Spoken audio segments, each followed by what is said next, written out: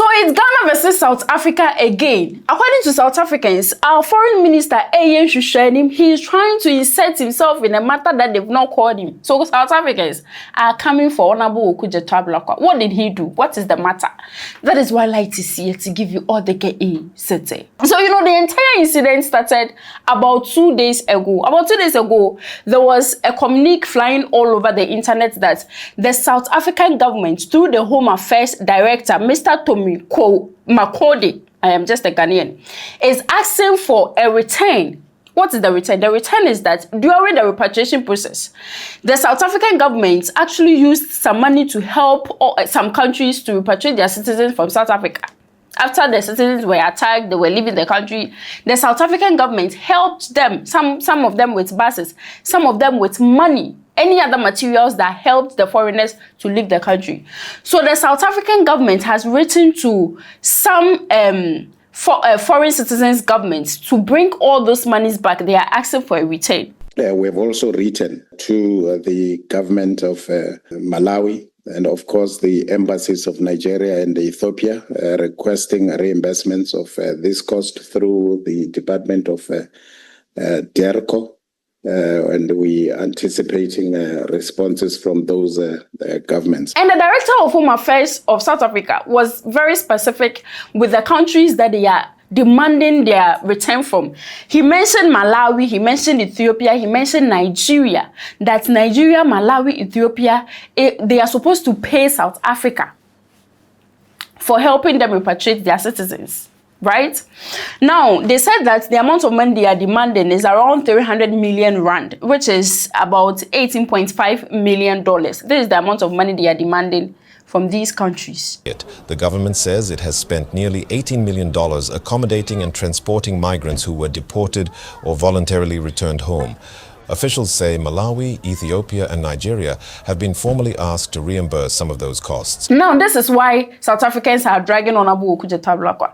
If we paid attention to what the Director of Foreign Affairs of South Africa said, he said it directly, mentioned the names of the countries that they are asking repatriation from, the countries that are supposed to pay South Africans. They did not mention Ghana.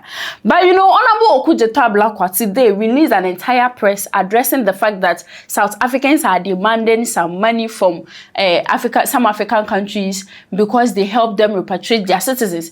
And they want to state it unequivocally that they are not part. Ghana is not part. South Africans are saying that we didn't even mention your name in the first place. So this was the letter. The letter says that the government of Ghana has taken notice of media publications indicating that the government of South Africa is requesting reimbursements amounting to $18 million from a number of African countries. This is from Honorable Okudzeto. For the support and facilitation extended by the South African government in the evacuation of fellow Africans out of their country. So they've seen that that is what the South African government is saying. They are demanding their money back. And they want to state it equivocally. The Home Affairs wishes to state for the record in unequivocal terms that the evacuation of all compatriots was fully funded by the government of Ghana and our Ghanaian partners. This is what Honorable Okudzeto wrote. He went ahead to say that for the avoidance of doubt, Ghana did not seek any financial or material support from the South African government to bring our fellow nationals back home.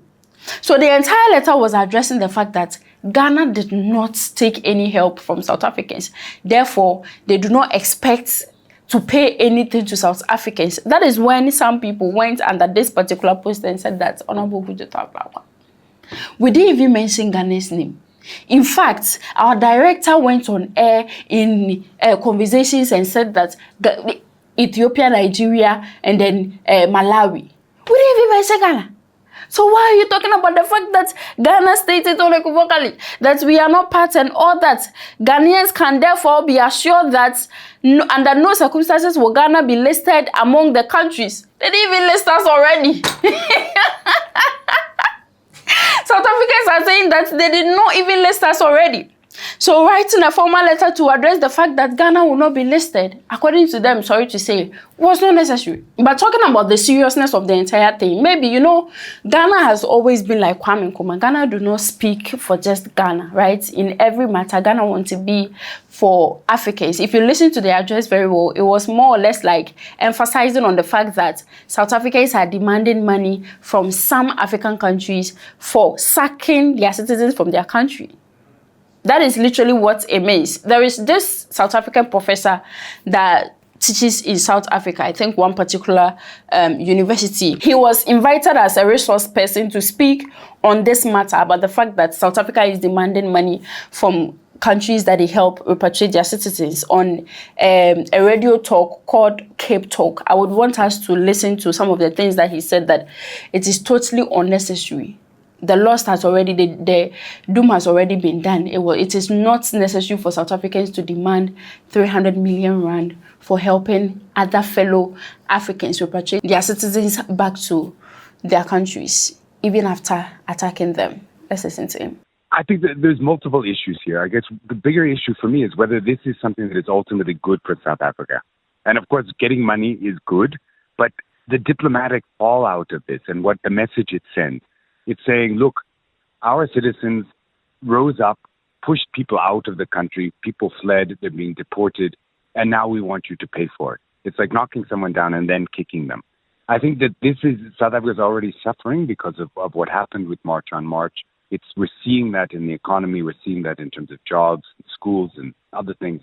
And this is not the way to repair. One of Ramaphosa's 5 points was to send people to other places to try to build and rebuild that trust with the neighbors.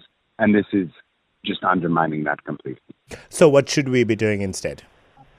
Well, I think this is South Africa deciding to enforce its laws in the way that it chooses.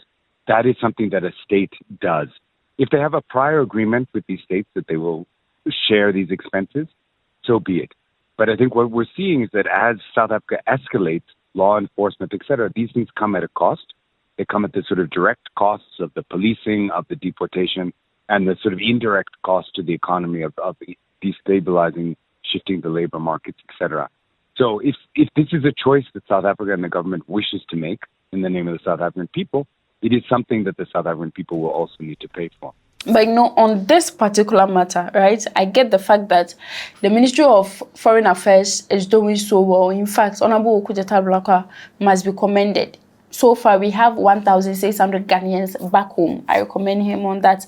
But with this particular issue, I feel like Ghana was exempted. So we should have just exempted ourselves from the entire situation. That's what I think. But leave what you think in the comment section. This is Gossip 24. And the room is bright because my name is Light. Bye.